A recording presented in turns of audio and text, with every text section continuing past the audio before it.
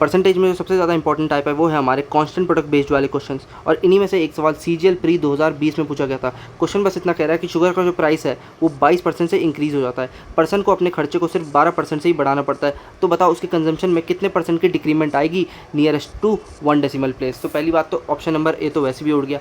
अब जो बाकी के ऑप्शन हैं वो बहुत ही ज़्यादा क्लोज हैं, ऐसे में गलती करने की संभावना हमारी इक्वली बढ़ जाती है, बट कैसे एक कंसेप्ट की वजह से आप इसको इन तीनों में से भी चुन के एक एक्यूरेट आंसर मार्क कर सकते हो, उस चीज़ को समझेंगे।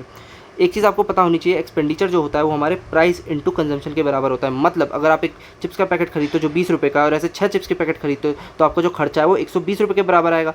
इसी चीज़ को मद्देनजर रखते हुए अगर हम एक्सपेंडिचर के रेशियो को प्राइस के रेशियो से भाग कर दे तो कंजम्पशन का रेशियो आएगा। यहाँ पर मैंने प्राइस का रेशियो लिख रखा है, एक्सपेंडिचर का रेशियो लिख रखा है। अगर मैं इसको डिवाइड कर दूँ तो डायरेक्टली मेरा कंजम्पशन का रेशियो आ रहा है जो कि ये है। इसको अगर हम फर्दर सिंप्लीफाई करें तो ये कितना हो जाएगा आपका 56 रेशियो में 61, कितना आ जाएगा आपका 61 रेशियो 56। कितने की डिक्रीमेंट हो रही है 5 की। परसेंटेज में बताना बेस वैल्यू चाहिए कि क्या है बेस वैल्यू 61।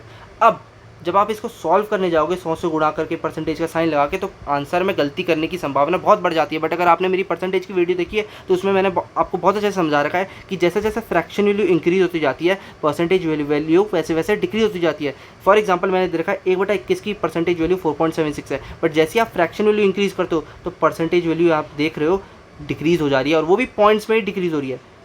0.76 से वो 0.54 हो रही है। तो इसी चीज़ को मद्देनजर रखते हुए अगर मेरा आंसर थोड़ी देर के लिए मैं मान लेता हूँ 5/61 ना होकर 5/60 होता तो मेरा आंसर 1/12 आ जाता, जो कि 8.33% के बराबर होता है। बट यहाँ पर हो क्या रहा है, फ्रैक्शन वैल्यू इंक्रीज हो रही है, 61 है यहाँ पर, 60 ना होकर 61 है। तो जैसे जैसे मैंने क्या बताया फ्रैक्शन वैल्यू बढ़ती है तो आंसर क्या आता है मेरा, कम आता है, पॉइंट्स में ही कम आता है। तो जो मेरा आंसर होगा वो 8.33% से थोड़ा सा ही कम होगा।